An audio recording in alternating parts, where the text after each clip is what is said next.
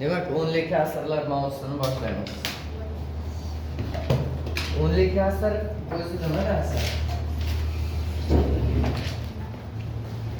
Ma'lumot bormi sizlarda?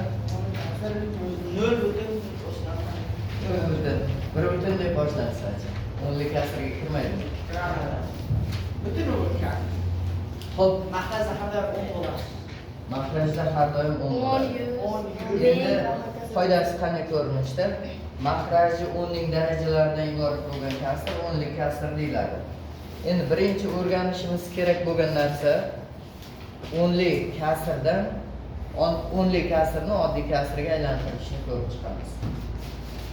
Bizga misol uchun mana buni qanday o'qiraylik? 3.5 dan 2 deb o'qiymiz-ku. Endi mana bu kasrni qanday o'qiysizlar? 3.2 o'qilganda yozsak agar 3.2 yoki mana bu 6.25 bo'lyapti. Yana misol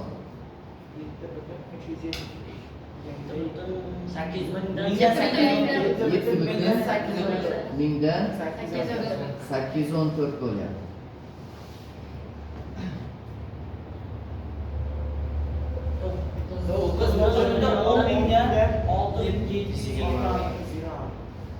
Olti ming 721 bo'lyapti. Yana misol. Xo'sh. O'qilishi 100dan 2. Sababi yana qanday tushunsak, misol uchun mana bu virguldan keyingi xonalar soni bilan mana birdan keyingi nollar xonasi bor-ku, nollar soni bir xil bo'lishi kerak bo'ladi-da. 100dan 2 bo'lsa, mana shu holatda keltiramiz. Yana 6 butun mana bu o'qilish 6 butun mingdan 3. Sababi 3 ta, demak 3 ta nol bo'lishi kerak. Mana shu holatda keltiramiz. Ana endi teskarisi bo'lsa-chi? Teskari tartibda. Ya'ni nima bo'lsin? Oddiy kasr berilgan bo'lsin. O'nli kasrga qanday qilib o'tamiz?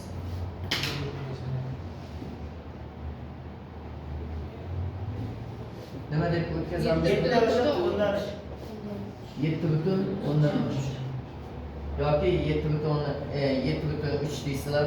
Sizlar doimiy shunday foydalanasizlar. Xo'p. Buchi? 820. Yana.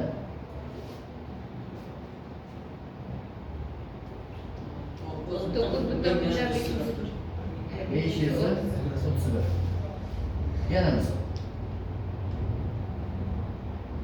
Bu holat. Agar mana bu nollar soni bilan tepadagi xonalar soni yetmay qoladigan bo'lsa, ya'ni teng bo'lmay qolsa, oldiga 0 berasizlar. 9 butun 0. 100dan 3. Yana misol. Buchi? Buni 5 butun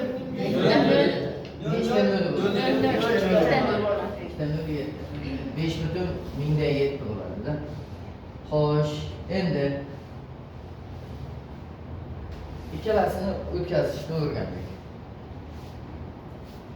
Mana bu holatda misol berilgan 5 butun 3 dan 2 ayrilgan 2 butun 10dan 5. Mana shuni ayirgan. Qanday qilib ayiramiz? Endi qarang, sizga 2 butun 10dan 5 qolamiz, keyin ikkalasiga mahraj beramiz. Hisoblash uchun. Ya'ni nima qilgan ma'qul? Mana buni o'nli kasrni oddiy kasrga o'tkazishdan foydalanib, oddiy kasrga o'tkazib hisoblash. 5 butun 3 dan 2 ayrilgan 2 butun 10dan 5. Xo'sh, butundan butunni ayiramiz. 3 umumiy mahrajimiz. Siz bunga 10tadan Bunga 3tadan. 3tadan. 20dan ayiramiz 5. 3.5 taqsim 30dan 5. Xo'p, endi bu mana bu kasr qismi bor-ku, qisqarish kerak-da. Qisqartiradigan bo'lsak, nechga qisqaradi? 10dan 5 qilar. 1.10dan 5. 10dan 5 emas. Yaxshilab o'ylanglar. Ikkalasi 3.6dan 1. Ya'ni 5 ga qisqartirib yubordik ikkalasini. Yana misol. Ayiramiz.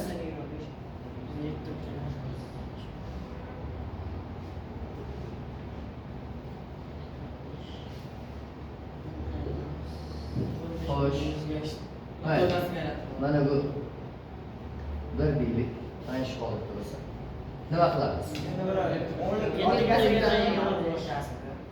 7 butun 100dan 25 minus 6 butun 15dan 1. Mana shu holatda nima qilgan ma'qul? Umumiy makraj berishdan avval maslahat qisqartirgan ma'qul. 7 butun 4dan 1 ayrilgan 6 butun 15dan 1. Endi butundan butunni ayiramiz. 1 kasr qismga umumiy makrajimiz 60, bunga 15 ayrilgan 4 tadir. 15 ayrilgan 4 barobar 1 butun 60dan 11 bo'ladi. Mana shu holatda keltiramiz. Endi mana bu holat bo'lsa-chi 5 qo'shilgan hisob bo'ladi.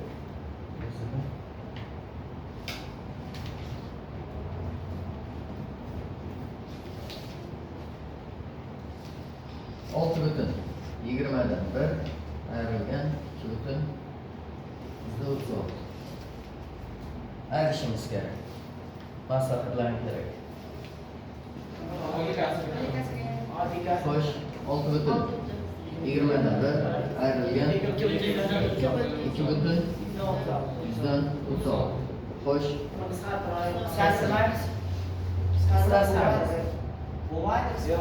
bo'ladi, qisqartirsak foydasiz bo'ladi.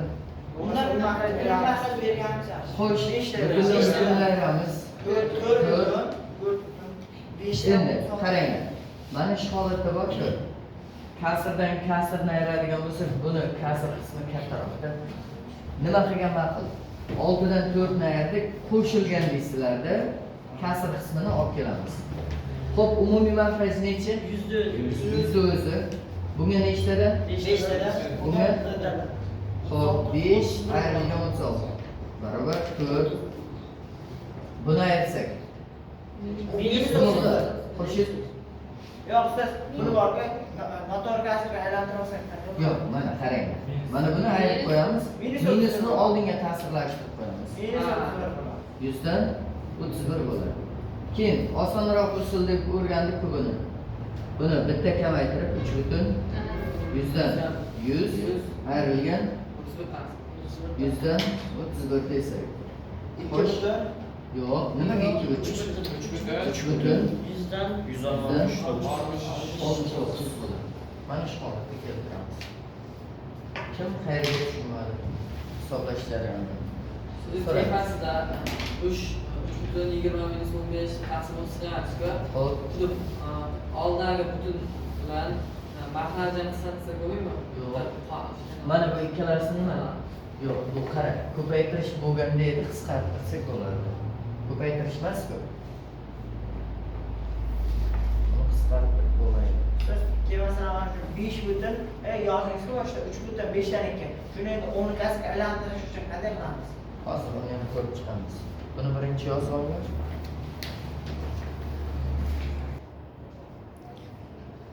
Endi boshlaymiz. O'nli kasrlarni qo'shish va ayirishni.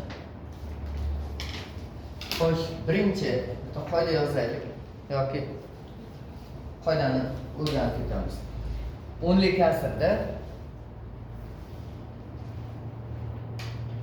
kasrda virguldan keyingi sonlar izidan 0 ni yozsak ham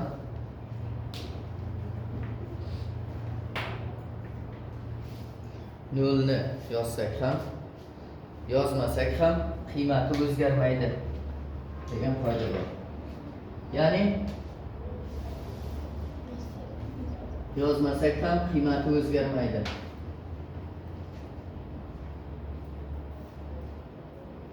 Doskaga qaraymiz endi.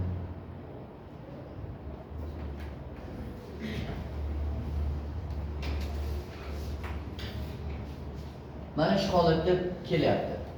Virguldan keyingi sonlarning izidan 0 ni yozsak ham, yozmasak ham qiymati o'zgarmaydi deyapmiz. Xo'p, tengligini isbotlaymiz buni. 10lik kasrni oddiy kasrga keltirsak, 100 dan 20 bo'ladimi?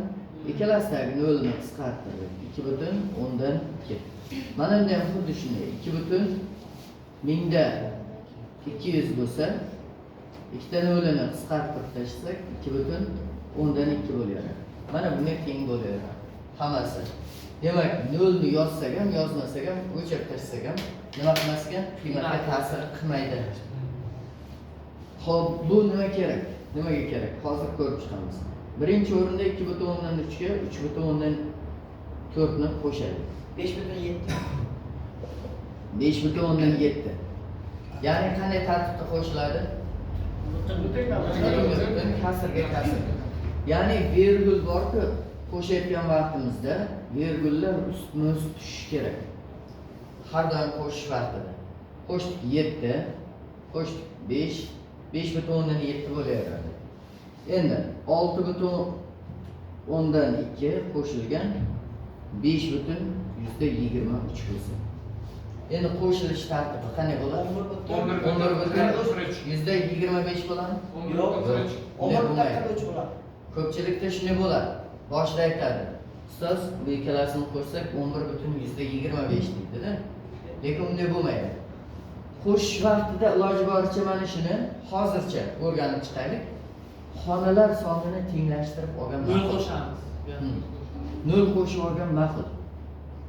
Ya'ni qiymatga ta'sir qilmaydi dedik-ku.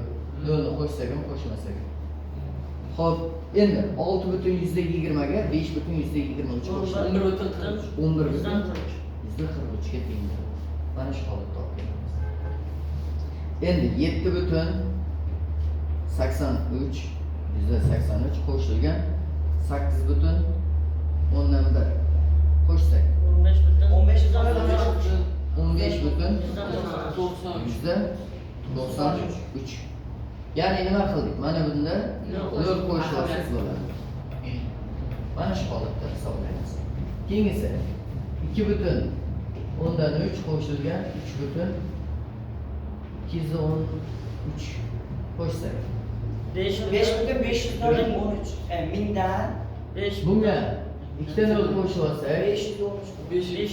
213 ga 300 ni qo'shganda 513 butun qismi esa 5. 5/513 bo'ladi. Mana shu holatda qo'shiladi. Ayrilishdachi yoki qo'shishning mana bu holati bo'lsa 6 qo'shilgan 7/7 bo'lyapti. Bu nimaga? 13/7 bo'ladi. 13/7. Ya'ni butunga butunni qo'shib olyapmiz. Oddiy holatda. Xo'sh, endi ayrilish bo'lsa-chi 6/7 ayrilgan 3/4. Ayrilish qanday? 3/3. 7/20 6dan ayiramiz 2/4 ni qanday qilamiz? 5/5 Mana bu 0 bera olamizmi? Yo'q. Bersak bo'ladi. Ularga ta'sir qilmaydi. To'g'rimi? 6 bo'ladi. 720 dan 240 ni ayiramiz. 726 dan 240 ni ayiramiz. 4 Xuddi shunday bo'ladi. 86 bo'ladi. 4/86. 186. Ya'ni 7/126. Ha. Assalomu alaykum deydi-ku. Qarz bersak bo'ladi. 6 8 mana yerda 4/86. Mana shu holatda hisoblayversak bo'ladi. Keyingisi 6/3 ayrilgan 12/7 bo'lsa, bu qanday tartibda bo'ladi? Kattasi kichik, kattasi. Aha. Olti butun minus 6 butun 4. Minus Olti 6,4 ga teng bo'ladi. Mana shu holatga keltiramiz. Kim shu yergacha Siz ana shu yerda masalan 2,9 yo 3,1 ni qo'shadigan bo'lsak, endi shuni 2,1 qo'shilgan 3,9. endi shuni Ikkalasini qo'shsak necha bo'ladi? 6,0 demaymiz-ku. Hozir qoida bo'yicha aytdik-ku. 0 ni yozsak ham, yozmasak ham birga shu holatda 6 ni o'ziga teng desak bo'ladi. virguldan keyin birga bu tarafda virguldan keyin 9 ni qo'shadigan bo'lsak, masalan, mana 10 dan oshib ketadimi? Endi yerda yozgansiz 5,513. Shuni endi 10,13 deb olamizmi? Masalan, deyapsizda 3,9 yerda ham 2,2 ni qo'shsak. Qarz olib berdik-ku, shu 2,3 ga qo'shamiz 2,9 ni. Ha, shu davomli. Ana endi 3 ga mana bu oddiy holatda mana 2,9 33 ni qo'shganda qo'shamiz-da. Qo'shsak x yoziladi. Bir yoqda Bir yoqda. Bunday qilishimiz. Virgulni o'zi tushadi. Qo'shamiz 6. 5,12 bo'lmaydi. Ha? 5,12 bo'lmaydi. Yo'q. Ne bo'lmaydi? Agar 0,9 bo'lganida agar mana bo'lganda masalan 3,3 Nol bo'lganda? 3,100 dan 3 ga. Bunda 3,100 dan 3 ga qo'shamiz 2,100 dan 9. Endichi 5,11 bo'ladi. 5,12 12 bo'ladi. 100 dan 112 bo'lmasa Neler ahamiyat? Yo'q, ahamiyatsiz emas. Mana bunda endi agar oldida bo'lsa ahamiyatga ega, orqasida bo'lsa ahamiyatsiz bo'ladi. Endi qo'shsak 5,2 x yoziladi. Bir yoqda 0,1 Dillar bilan 5,112 bo'lib ketyapti. Ot qo'shdi, virgulni joyini. ahamiyatsiz nol bilan oshirishda Ha. Lekin mana bunda 0 ni ahamiyati yo'q, lekin mana yerda bor. Xo'sh, yana nimalari bor? Buni keltiradigan bo'lsak. Masalan, Endi nechida 5 ayrilgan 2,5 bo'lsin. Mana shu holat bo'lsa. 3,5 noto'g'ri.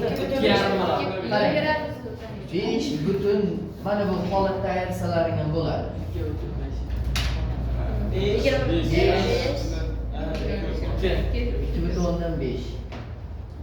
6 ayrilgan 3,73 bo'lsa. Nima qilamiz? 600 dan 373 ni-da. 227 bo'ladi. 27 220 2,27 ga teng bo'ladi. Mana shu holatda hisoblanadi. Yozib olamiz hozircha.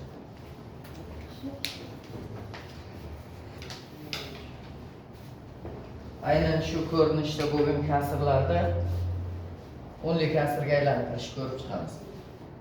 Darsni boshida eslasalaring, birinchi darsda edi menimcha. Sherik sonlar deb keltirgan edik. Ya'ni ko'paytirishning qonuniyatlarini guruhlash qonunida foydalangan edik.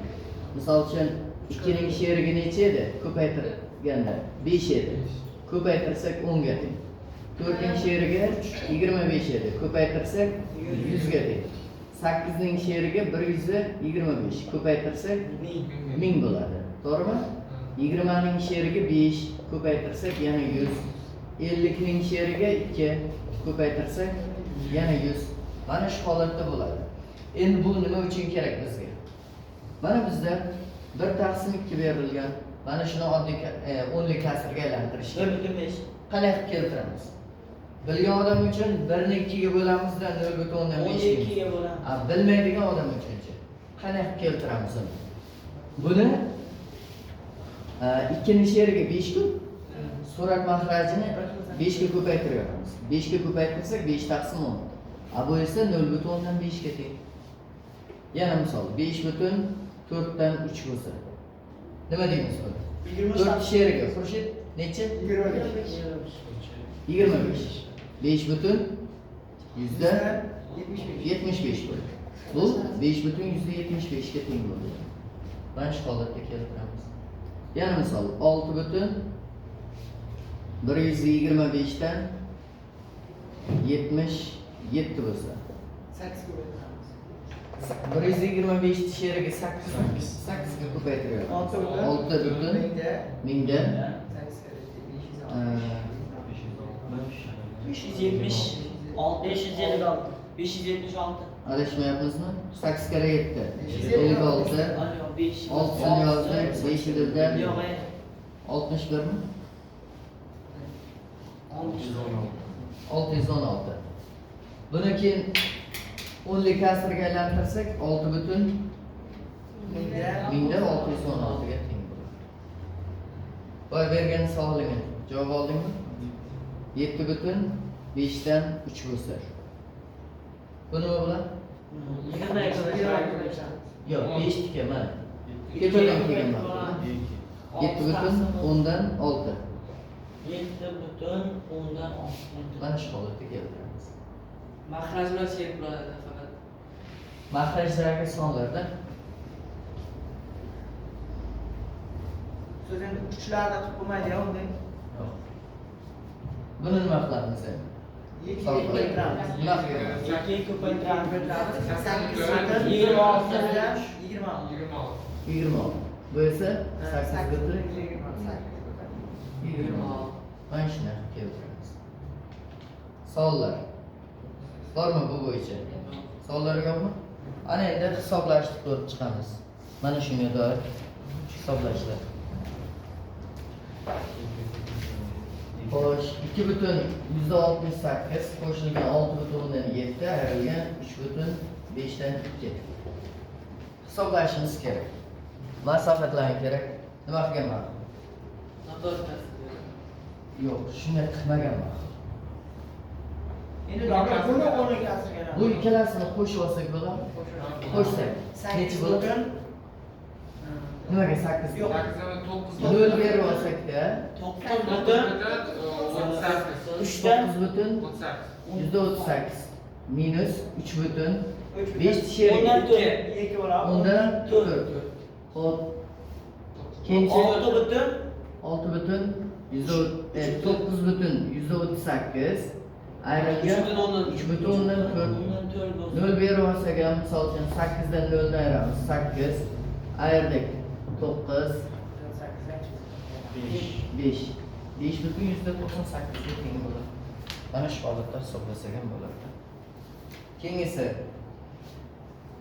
xo'sh 281 butun 10 mingda 625 minus 3 butun %88 plus 2 butun 8 dan 7 hisoblash kerak ekan.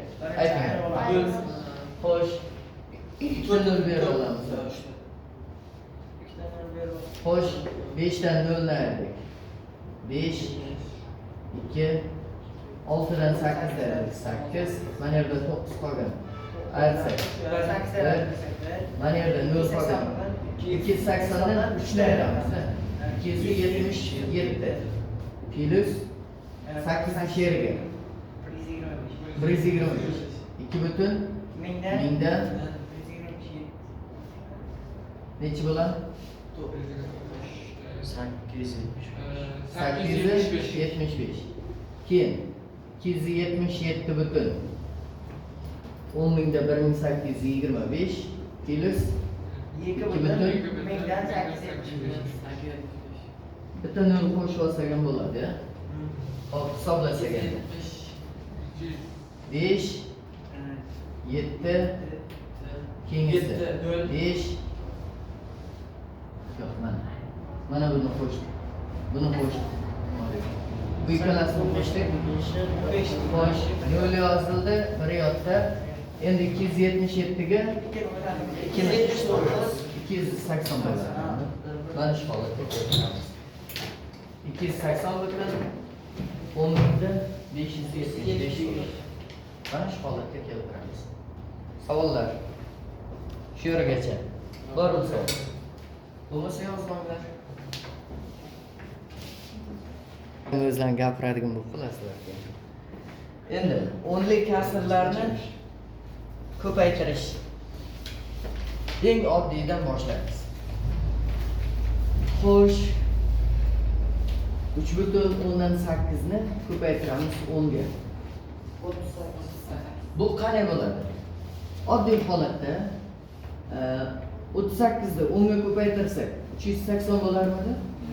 380 bo'lsa, endi virguldan keyin nechta xona bor? Bitta xona bor. Orqadan sanab qo'yamiz. Keyin aytdik qoida bo'yicha. Virguldan keyin 0 ni o'chirib tashlasak bo'ladimi? 38 ga teng bo'ladi. Xo'p, yana 3,81 ni ko'paytiramiz 10 ga. Bu nima bo'ladi? 3810 bo'ladi. Virguldan keyin ikkita xona bor, oxiridan sanab qo'yamiz. 38,1. Virguldan keyingi 0 ni mana bu sondan keyingi 0 ni o'chirib tashladik.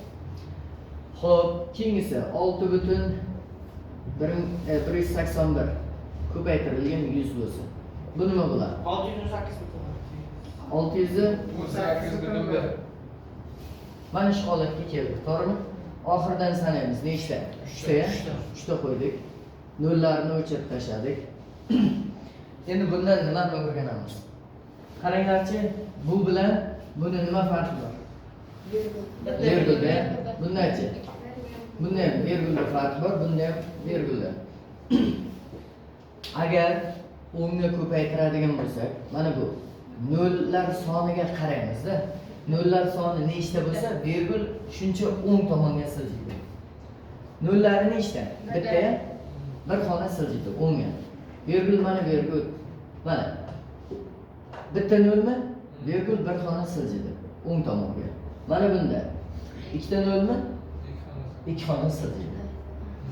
Endi 6,181 ni ko'paytiramiz 1000 ga. Nima bo'ladi? Virgul necha xona siljiydi? 3 xona. Nima 3 xona?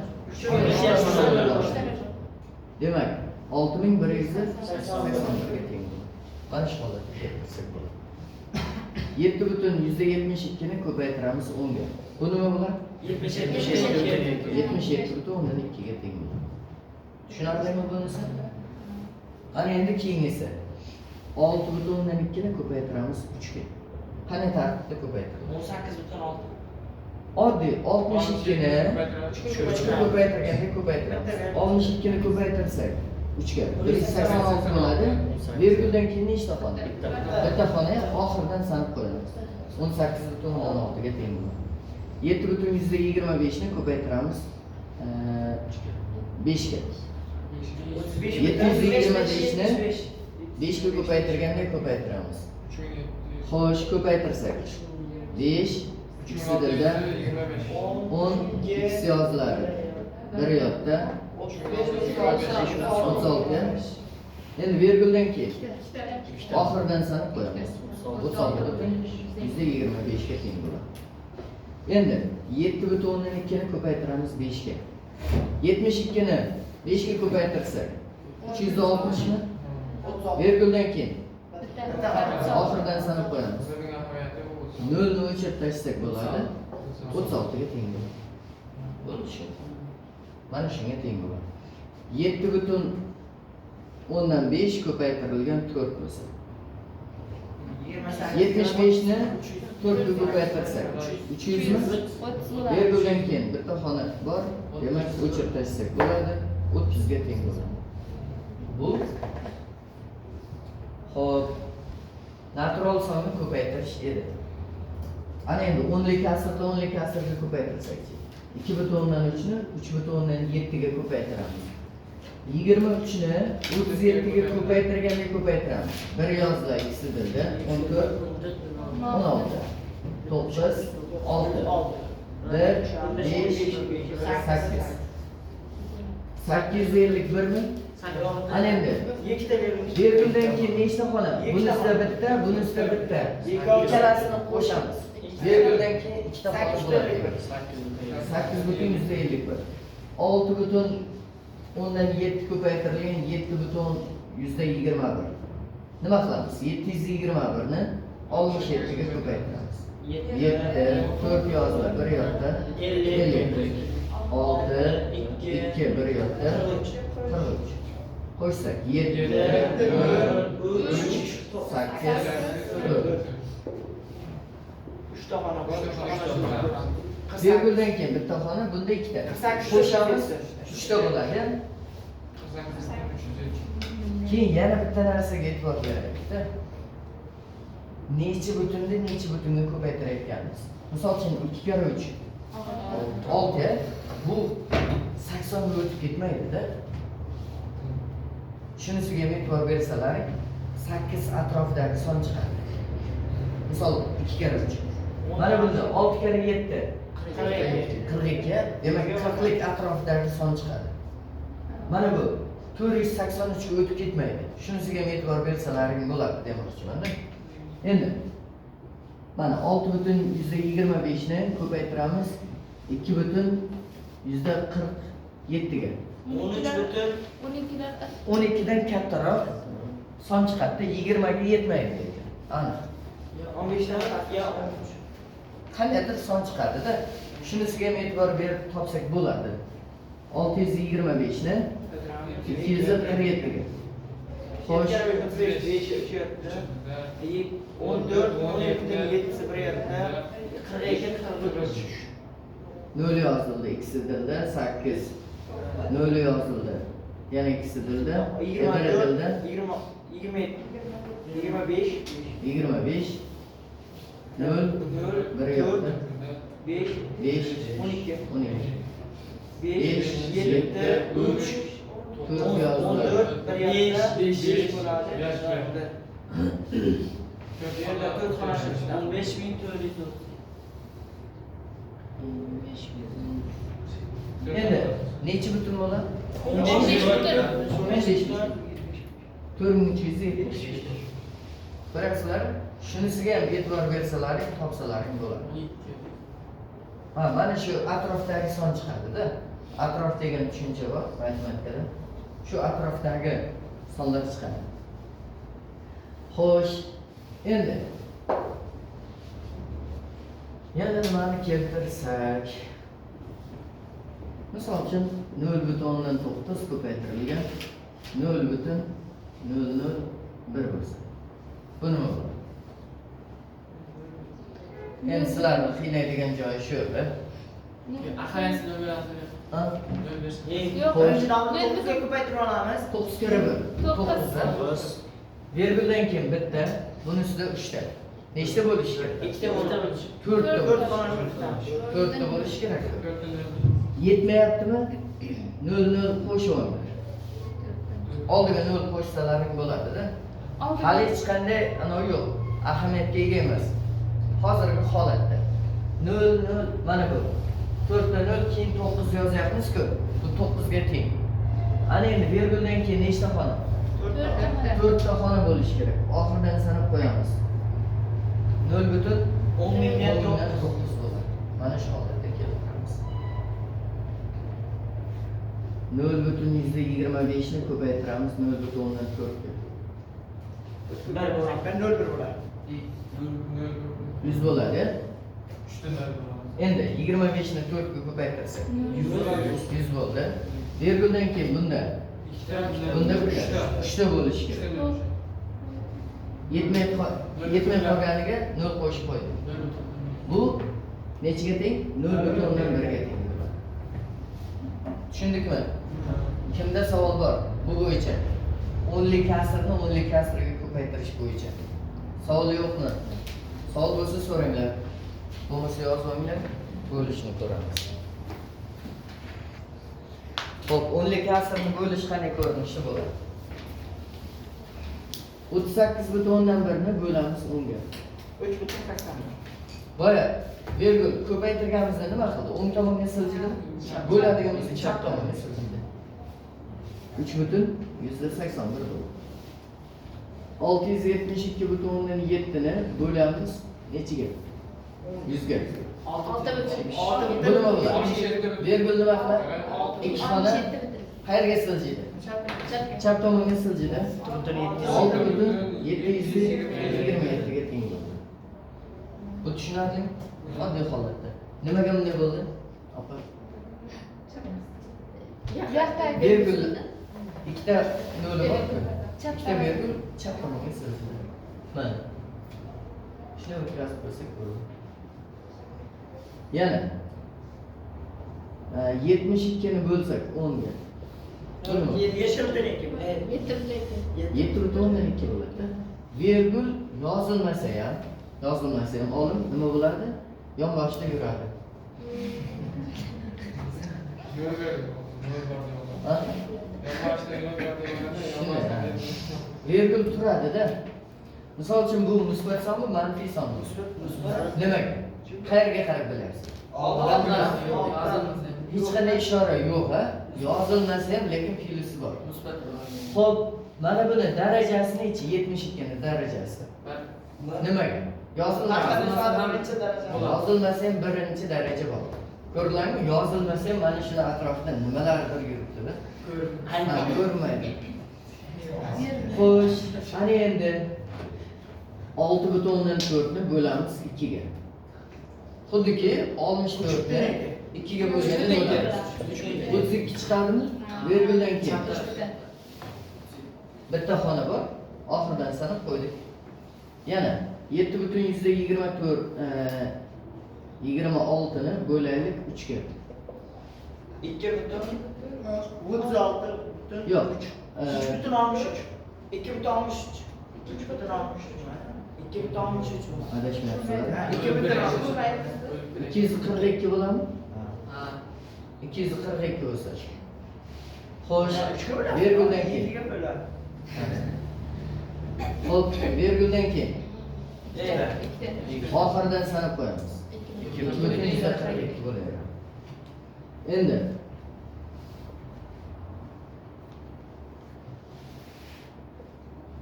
bu nima bo'ladi? 1.001. Ya'ni 1.1 ga teng bo'lyapti. Bu oddiy holatida. Ana endi 10li kasrni 10li kasrga bo'ladigan bo'lsa-chi, nima bo'ladi? 6.24 ni bo'lamiz 1.2 ga.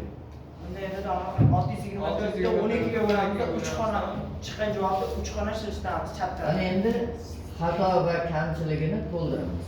624 ni 12 ga bo'lsak, 5 ta bor, ko'paytirsak 60, ayirsak 24 Xo'p, 52 chiqdi.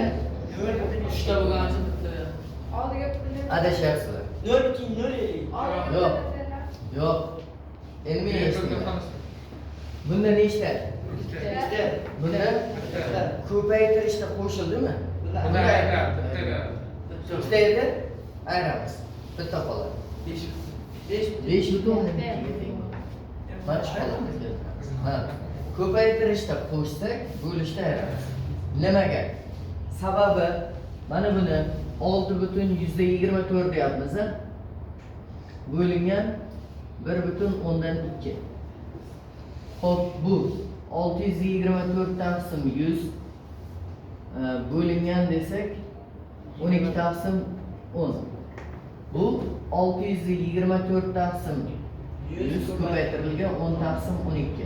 Mana bular bo'linadi. 52 chiqadimi? Mana bu 0 bilan bitta 0 qisqaradi. Shu joyda ayirganda bir xil bo'lib qoladi.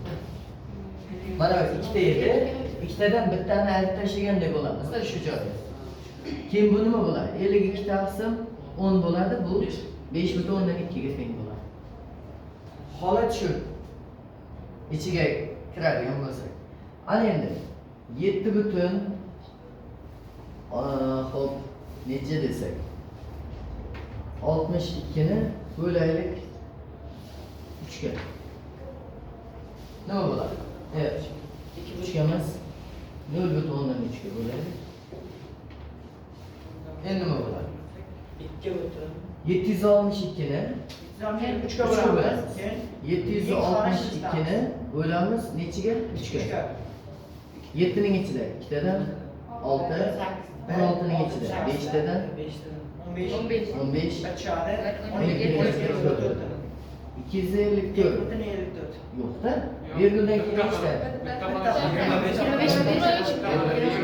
25.4 bo'ladi. Mana shu holatga olib kelamiz. Keyingisi. Xo'p, yana qanday misollar ko'rsak. Ko'paytirish, bo'lish.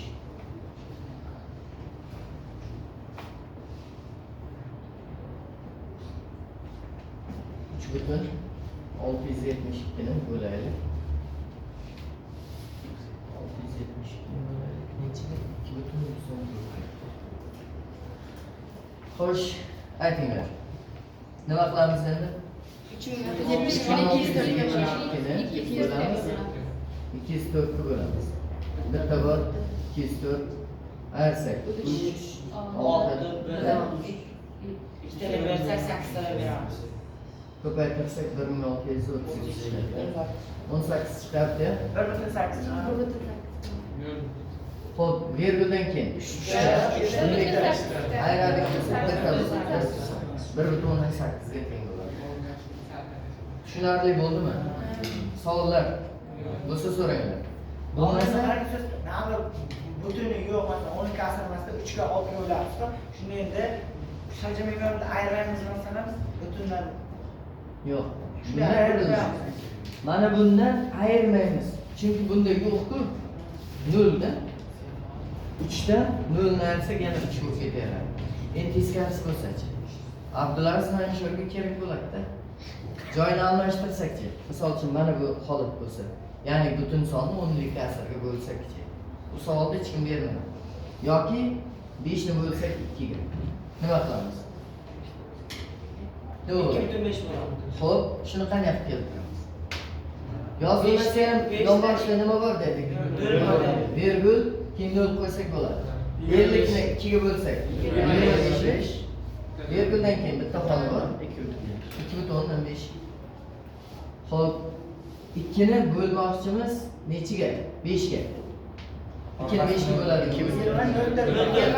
20 ning ichida 4 tadan virguldan keyin bitta xona-ku. Oxirdan sanab qo'yamiz-da. 0,4 ga teng bo'ladi. Yana misol. 5 ni bo'lmoqchimiz nechiga? 20 ga. Nima qilgan ma'qul? Xohlagancha 0 bersak bo'ladi, to'g'rimi? 500 ni 20 ga bo'lsak nechi chiqadi? 25 bo'ladi. Virguldan keyin oxirdan sanab qo'yamiz. 0,125. Sizlar qilmagan narsa shunda. 10 da 72 ga bo'lish bo'lib qolsa. Ha? 10 da 72 ga bo'lish. Yo'q, u keyingi soatdagi darsimizda. Keyingi holatdagi. Ya'ni cheksiz davriy kasrda, cheksiz davriy kasrda endi o'tamiz. Cheksiz bo'lib ketaveradi. Ha, u cheksiz davom etib ketaveradi. Misol uchun 10 ni 3 ga bo'lib ko'rganmiz. Agar shu birinchi sinfligingda bo'lishni o'rganib, bo'lib boshlab, umringning oxirigacha bo'lgan baribir chiqaveradi. Shunday, cheksiz davom etib ketaveradi. Bu tushunarlimi? Ana endi mana bu holat bo'lsa-chi, 0,9. Mana buni ayirdik, to'g'rimi? 2 dan 1 ni ayirdik. Teskarisi bo'lsa-chi? Misol uchun bu yoqda 1, bu yoqda 2 bo'lsa, nima qilasiz? 0,9 ni bo'laylik 0,3 ga. Endi 1 dan 3 ni ayira olmaymiz-ku. Endi nima qilasiz? Shu holatda. Ya'ni xonalar sonini tenglashtiramiz. 900 ni 3 ga bo'lamiz. 300 bo'ladi. Virguldan keyin bunda ayirsak 300 bo'ladi. Mana shunga teng bo'ladi. Yana misol. 0,116 ni bo'laylik 0.